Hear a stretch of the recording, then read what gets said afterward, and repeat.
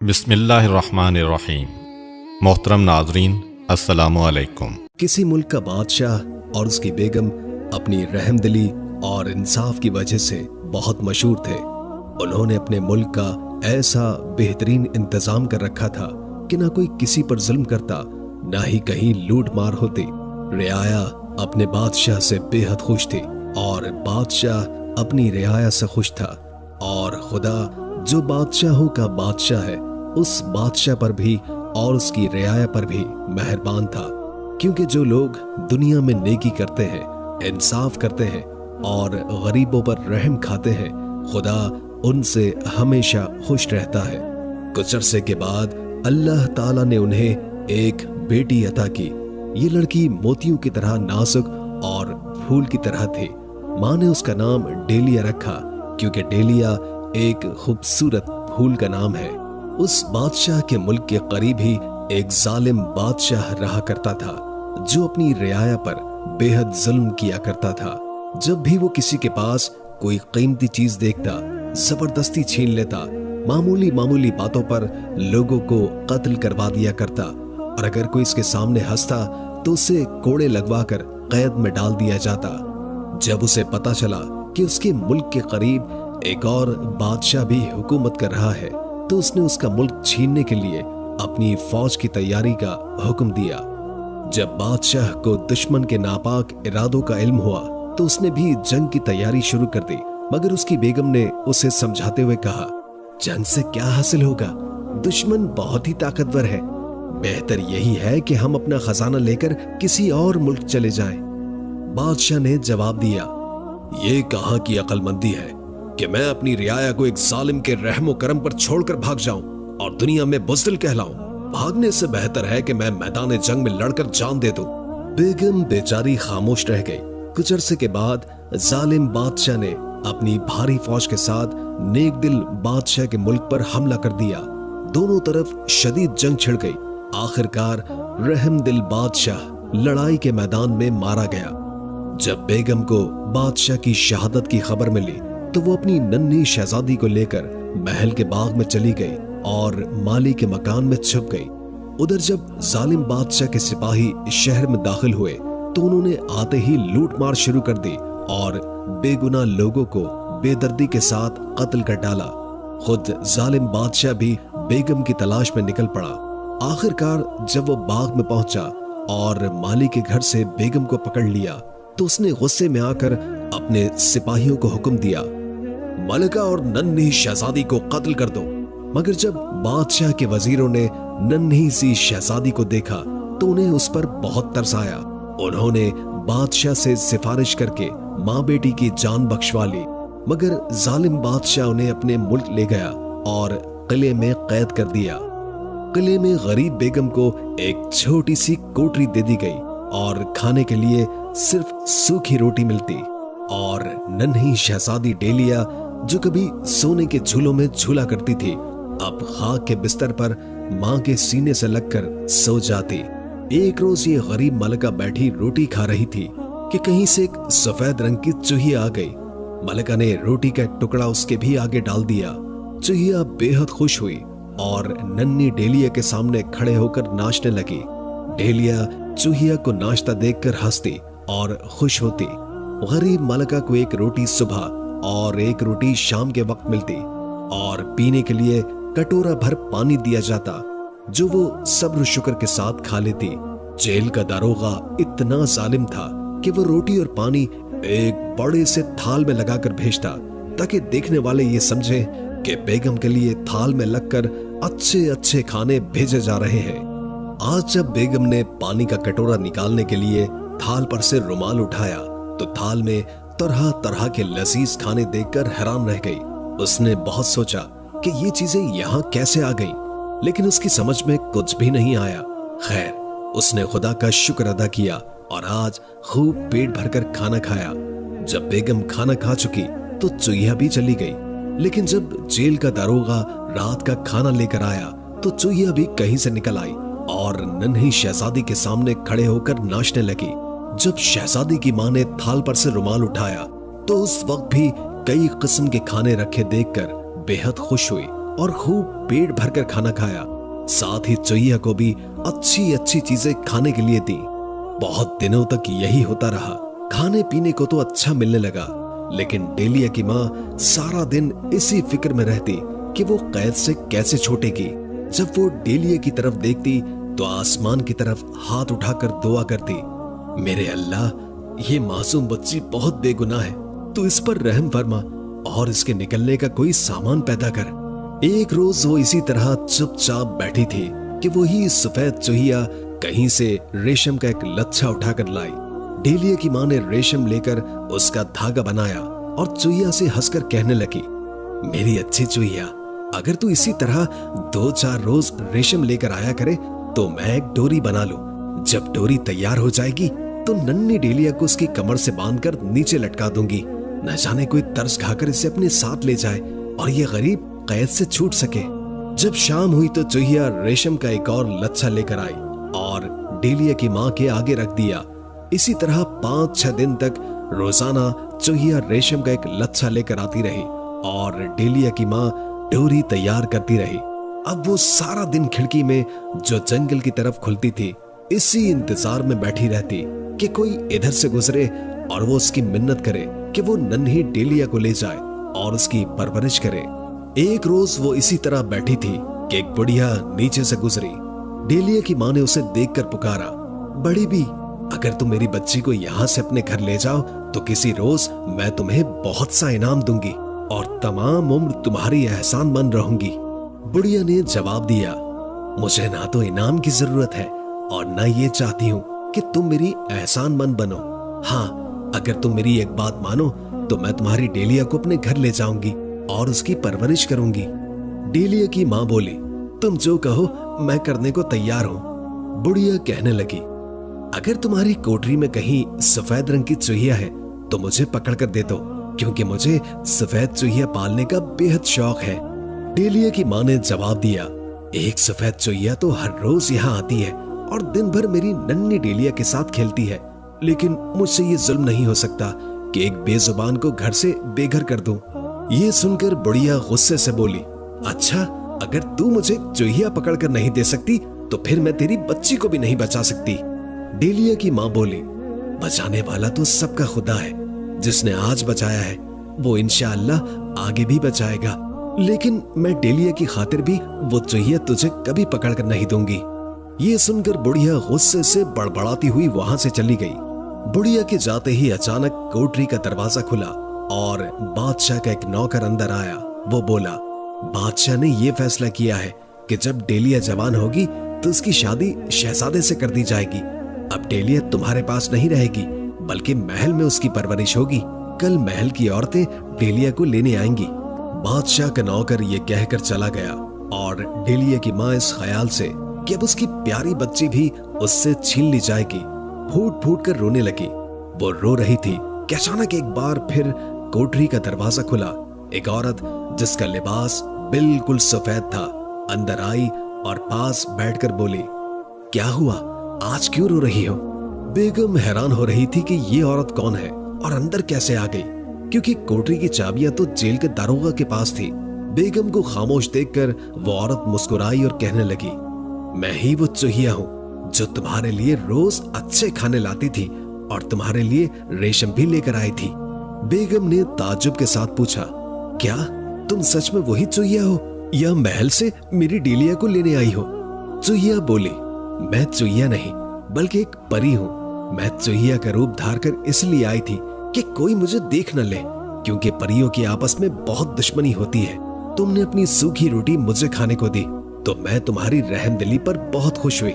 मेरा ख्याल था कि तुम मुझ पर सिर्फ इसलिए मेहरबान हो कि मैं तुम्हारी डेलिया को खिलाती हूँ और हंसाती भी हूँ, इसलिए मैंने तुम्हारा इम्तिहान लेने के लिए उस रोज बुढ़िया का रूप धारा और तुम्हारी खिड़की के नीचे से गुजरी।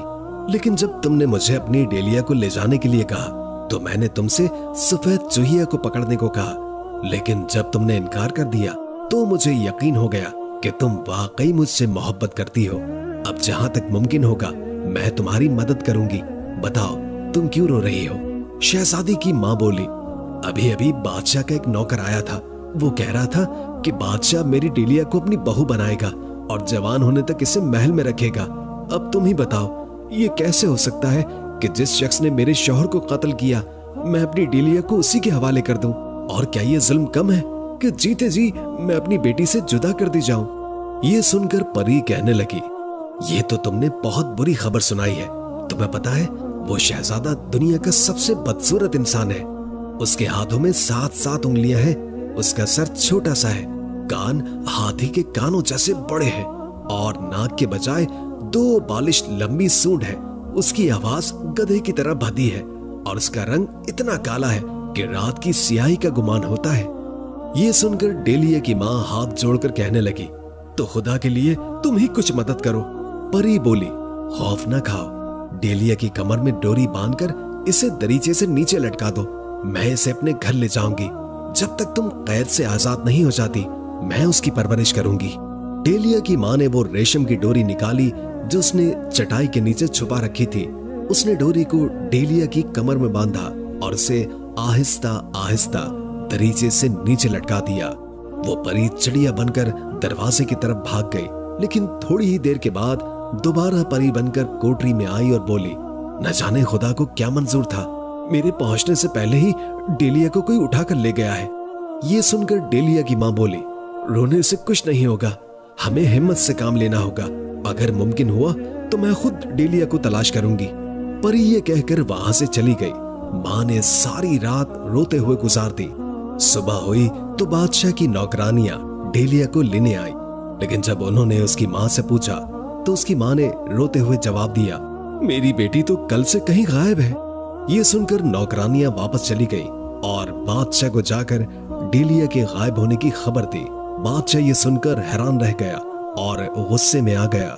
बादशाह ने शदीद गजबनाक होकर फौरन अपने सिपाहियों को हुक्म दिया, फौरन किले में जाओ और उस औरत को लोहे की जंजीर में जकड़कर दरबार में हाजिर करो। चुनाचे बादशाह के सिपाही किले में गए, बेगम के गले में लोहे की जंजीर डाली और उसे दरबार में ले आए। बादशाह ने सख्त लहजे में पूछा, बताओ डेलिया कहाँ गई? बेगम ने घबराकर जवाब दिया, वो तो कहीं गायब हो गई। बादशाह बार बार यही सवाल करता रहा और बेगम बार बार यही जवाब देती रही। आखिरकार बादशाह ने गुस्से से दांत पीसते हुए कहा, अगर सच न बताया तो मैं खुद अपने हाथों से तुम्हें सजा दूंगा। बादशाह ने गुस्से से दांत पीसकर कहा, अगर सच नहीं बताओगी तो मैं खुद अपने हाथों से तुम्हें फांसी दूंगा। बेगम रोते हुए बोली, चाहे मुझे फांसी दो या छोड़ दो, लेकिन सच यह है कि मुझे मालूम नहीं कि मेरी डेलिया को कौन ले गया। ये सुनकर बादशाह तख्त से नीचे उतरा और बेगम को जबरदस्ती खींचता हुआ ले चला। वो एक बहुत बड़े ऊंचे दरख्त पर चढ़ा और नौकरों को रस्सी लाने का हुक्म देने ही वाला था कि इतने में वो सफेद परी जो चूहिया के रूप में थी, जैसे ही बादशाह रस्सा पकड़ने के लिए नीचे झुका, पीछे से परी ने इसे जोर से धक्का दे दिया। बादशाह सर के बल नीचे गिरा। परी ने बेगम को अपने उड़न खटोले में बिठाया और अपने मकान ले आई। उसने कसम खाई, जब तक मैं डेलिया को वापस न ले आऊं घर का आराम मुझ पर हराम होगा। दूसरी तरफ जैसे ही डेलिया की माँ ने उसे रस्सी से बांधकर खिड़की से नीचे लटकाया, इत्तेफाक से एक और परी वहां मौजूद थी, मगर ये सफेद परी नहीं बल्कि काली परी थी। उसने झटपट डेलिया की कमर से रस्सी खोली, उसे अपनी गोद में लिया और सफेद परी के आने से पहले ही जंगल की तरफ निकल गई। जिस तरह सफेद परी को इंसानों से मोहब्बत थी, उसी तरह काली परी को आदमजादों से सख्त नफरत थी। उसका घर किसी पहाड़ की कोह में था। उसने मासूम डेलिया को जमीन पर लिटा दिया और खुद मकड़ी बनकर दरवाजे के सामने 3 रंग का जाला बुन दिया। जब परी ने लोहे के जूतों के 3 जोड़े देखे तो उसने माथा ठनका और वो फौरन समझ गई, हो ना हो यहाँ कोई आदमजाद कैद है। वो इसी सोच में थी कि क्या करे और क्या ना करे। इतने में एक भूरा परिंदा उड़ता हुआ आया। जैसे ही सफेद परी ने भूरे को देखा, वो फौरन एक फूल बन गई। भूरा परिंदा जैसे ही उस फूल के करीब आया, सफेद परी दोबारा अपनी असल शक्ल में आ गई। फूल यानी सफेद परी बोली, भूरे क्यों बैठे ना ही क्या? फूल तुझे ना भावत है, जब रंग रहे ना रूप रहे, फिर कौन सी बात आवत है? ये सुनकर भूरे ने जवाब दिया, पतझड़ में जो पत्तियां सूख गई, फिर भूरा भूरा कौन करे? जब प्रीत की मीठी मिठास मिट गई, फिर प्रेम किसी से कौन करे। फूल ने कहा, जब मन में प्रेम प्रीत रहे, फिर हार रहे न जीत रहे। जब प्रेम भी हो मुंह देखे का, फिर प्रेम की कैसे रीत रहे। ये सुनते ही भूरा परिंदा फूल पर बैठकर रस चूसने लगा, मगर जैसे ही उसने ऐसा किया, फूल ने उसे वहीं जकड़ लिया। भूरे ने हैरान होकर पूछा, ये फरेब मुझसे क्यों किया? फूल यानी सफेद परी हंसते हुए बोली, इस दुनिया में फरेब और मकर के सिवा रखा ही क्या है? भूरे ने पूछा, तो मुझे आजादी कैसे मिलेगी? फूल बोला, एक शर्त तुम्हें आजादी मिल सकती है। भूरे ने फौरन पूछा, वो शर्त क्या है? फूल कहने लगा, ये जो 3 रंग का जाला तुम देख रहे हो, पहले मुझे ये बताओ कि ये जाला किसने तन रखा है। दूसरा सवाल यह है कि लोहे के जूतों के 3 जोड़े यहाँ क्यों रखे हुए हैं? फूल ने पूछा। भूरा बोला, जब तक तुम मुझे आजाद नहीं करोगी, मैं कैसे बता सकता हूँ? फूल हंसा और बोला, अगर तुम भाग गए तो? भूरा मुस्कुरा कर बोला, जान जाए पर जुबान न जाए। जिसकी जुबान का एतबार ना हो, उससे ज्यादा जलील दुनिया में और कौन हो सकता है? ये सुनकर फूल ने उसे छोड़ दिया। भूरा उड़कर जाले के पास पहुंचा और अंदर जाने का रास्ता तलाश करने लगा। जब कोई रास्ता न मिला तो उसने एक तरफ से मिट्टी निकालनी शुरू कर दी। थोड़ी ही देर में एक रास्ता बन गया और वो अंदर चला गया। 1 मिनट गुजरा, फिर दूसरा और तीसरा भी, मगर भूरा वापस नहीं आया। अब फूल दिल ही दिल में सोचने लगा, वो अब क्यों वापस आएगा? जिस तरह मैंने फरेब देकर उससे पकड़ा था, उसी तरह वो भी मुझे धोखा देकर भाग गया। ये ख्याल अभी उसके दिल में आया ही था कि अचानक भूरा उसी रास्ते से बाहर आ गया और फूल से बोला, तूने मुझे फरेब देकर पकड़ा था, और सच पूछूं तो मैंने भी तुम्हें चकमा देकर अपनी जान छुड़ाई थी, क्योंकि दुनिया में मिसल मशहूर है, जैसे को तैसा। लेकिन अंदर जाकर जो मैंने देखा, उसने मुझे मजबूर कर दिया कि मैं दोबारा तुम्हारे पास आऊं। फूल ने हैरान होकर पूछा, आखिर तूने अंदर क्या देखा और क्या खबर लाया है? भूरा बोला, जब मैं अंदर गया तो मैंने वहां एक इंतहाई खूबसूरत लड़की को देखा। ये लड़की मोती की तरह नाजुक और फूल की तरह हंसी है। उसे एक ऐसी परी ने कैद कर रखा है जो आदमजात से सख्त नफरत करती है। वो इस लड़की को कहीं से अगवा करके लाई है और इसे अपनी कैद में रखा हुआ है। फूल ने मजीद पूछा, लेकिन ये 3 रंग का जाला किस लिए तना हुआ है, और ये लोहे के जूतों के 3 जोड़े यहाँ क्यों रखे हुए हैं? भूरा गहरी सांस लेकर बोला, ये जो तुम 3 रंग का जाला देख रही हो, हकीकत में ये एक 5 साल का सफर है। अगर कोई इस लड़की को कैद से आजाद कराने के लिए अंदर जाना चाहे तो उसे एक तवील और दुश्वार गुजार रास्ता तय करना पड़ेगा। यही वजह है कि यहाँ लोहे के जूतों के 3 जोड़े रखे हुए हैं। जो भी इस रास्ते पर चलेगा उसे इन जूतों की सख्त जरूरत पड़ेगी, क्योंकि आम जूते इस तवील सफर में टूटकर खत्म हो जाएंगे। जब लोहे के 3 जूते घिसकर टूट जाएंगे तो उसे लड़की के पास जाने का रास्ता मिल जाएगा। इतना कहकर वो भूरा जंगल की तरफ उड़कर चला गया और फूल फिर सफेद परी बन गई। अब ये परी 3 जूते उठाकर एक जोड़ा पहनकर डेलिये की तलाश में रवाना हो गई। वो सुबह से शाम तक चलती रही। कभी पहाड़ों से गुजरना पड़ता, कभी दरिया उबूर करने पड़ते, कहीं जंगल मिलते और कहीं हजारों बलाओं का सामना करना पड़ता। कभी किसी जंगल का रास्ता 1 साल का होता, कभी पहाड़ 6 माह में खत्म होता, और कभी किसी दरिया को उबूर करने में 5-5 और 6-6 माह लग जाते। कहीं कश्ती मिलती और कभी कश्ती खुद ही बनानी पड़ती। आखिरकार 5 साल की तवील और थका देने वाली मसाफत के बाद उसे एक आलीशान मकान नजर आया। उस मकान के अंदर से इतनी रोशनी निकल रही थी कि उसकी आंखें चमक उठी। मकान तक पहुंचते ही परी को शाम हो गई और शाम होते ही उस मकान पर सुर्खी सी छा गई। फिर ये सुर्खी आहिस्ता आहिस्ता अंधेरे में तब्दील होती गई। जब वो परी वहां पहुंची तो उसे एक पहरेदार दरवाजे पर बैठा हुआ नजर आया। उस पहरेदार के हाथों में सोने का एक आहन था और एक तरफ सोने की एक रथ खड़ी थी। परी ने पास जाकर पूछा, इस मकान में कौन रहता है? पहरेदार ने जवाब दिया, मैंने आज तक उसके मालिक को नहीं देखा, क्योंकि जब वो इस सोने की रथ पर सवार होकर निकलता है तो उसके जिस्म से ऐसी तेज रोशनी निकलती है कि उसकी तरफ देखना मुश्किल नहीं बल्कि नामुमकिन हो जाता है। फिर जब वो वापस आता है तो मुझ पर नींद तारी हो जाती है। परी ने पूछा, लेकिन शाम से पहले इस मकान पर सुर्खी कैसे होती है? पहरेदार ने जवाब दिया, मेरा मालिक जब शाम के वक्त वापस आता है तो उसका चेहरा गुस्से से इतना सुर्ख होता है कि दुनिया की हर चीज सुर्ख नजर आने लगती है। परी बोली, मुझे तो उससे एक जगह का रास्ता मालूम करना है, तुम्हें कुछ बताओ कि मैं उससे किस तरह पूछूं। पहरेदार ने जवाब दिया, अगर तुम उसके जागने से पहले ही दरवाजे पर आ जाओ तो शायद उस वक्त वो तुम्हारी बात भी सुन ले और तुम्हें कुछ जवाब भी दे देगा, क्योंकि आमतौर पर उस वक्त वो बहुत खुश नजर आता है।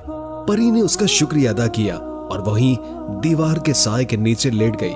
अगले रोज जब चिड़ियों ने चहचहाना भी शुरू न किया था, वो सोने की रथ के पास आकर खड़ी हो गई। कुछ देर के बाद घर के अंदर से हल्की सी रोशनी नजर आने लगी। ये प्यारी प्यारी रोशनी उसी तरफ से आ रही थी।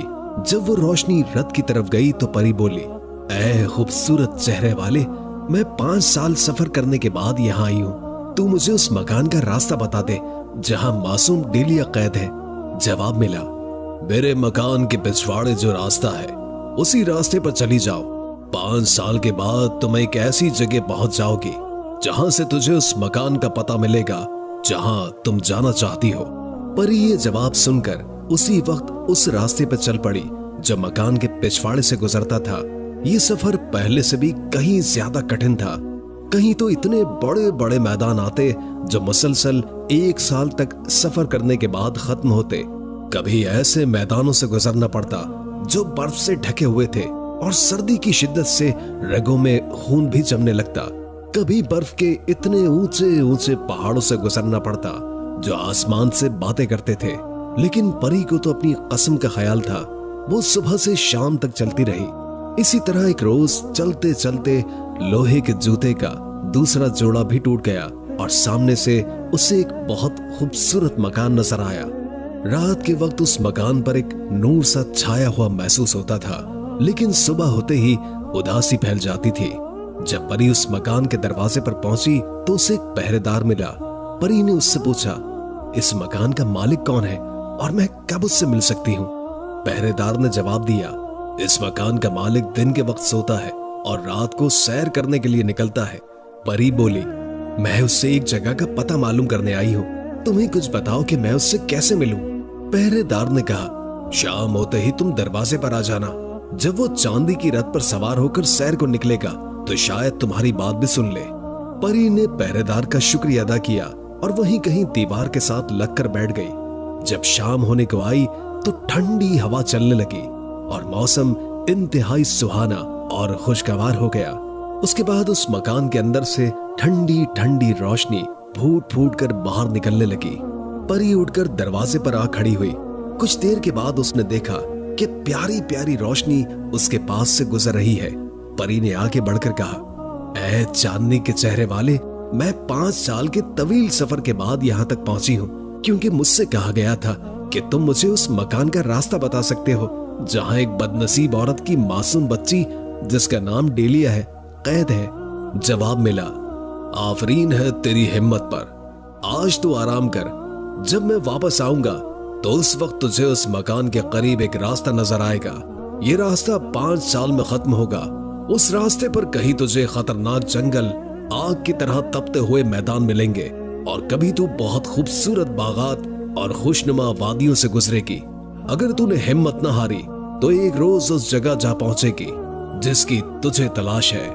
ये सुनकर वो नेक दिल परी फिर दीवार से लगकर सो गई। जब उस मकान पर उदासी छाने लगी तो उसने अल्लाह का नाम लेकर आंखें खोली और दूर देखने लगी। मकान के करीब ही उसे एक रास्ता नजर आया। वो लोहे का तीसरा जूता पहनकर अपनी मंजिल की तलाश में चल पड़ी। जिस तरह चांदी के चेहरे वाले ने कहा था, रास्ता वैसा ही था। कहीं खौफनाक जंगल थे जहां खूंखार शेर, चीते और बड़े बड़े सांप रास्ता रोके हुए खड़े थे, लेकिन वो हिम्मत और हौसले से काम लेकर किसी न किसी तरह उनसे जान छुड़ाकर आगे निकल जाया करती। कहीं तो ऐसे खुशनुमा बागात आते कि उसका दिल चाहता कि चंद दिन यहाँ आराम कर ले, लेकिन वो उस लालच पर भी गालिब आती और रास्ता तय किए चली जाती। आखिर इसी तरह चलते चलते एक रोज लोहे के जूतों का तीसरा जोड़ा भी खिंचकर टूट गया और उसे कुछ फासले पर एक मकान नजर आने लगा। जब वो उस मकान पर पहुंची तो उसने देखा कि एक नौजवान लड़की जो मोती की तरह नाजुक और फूल की तरह खूबसूरत है, एक तरफ चुपचाप बैठी थी। आसपास खूबसूरत लिबास और कीमती जेवरात बिखरे हुए थे। करीबी एक नौजवान आदमी खड़ा था जिसके हाथों में 7-7 उंगलियां थी। उसका सर इंतहाई छोटा था, उसके कान हाथी के कानों से मुशाबा थे और नाक के बजाय 2 बालिश लंबी सूंड थी। उसकी आवाज गधे की आवाज से मिलती जुलती थी और वो हाथ में कोड़ा लिए उस लड़की के पास खड़ा था।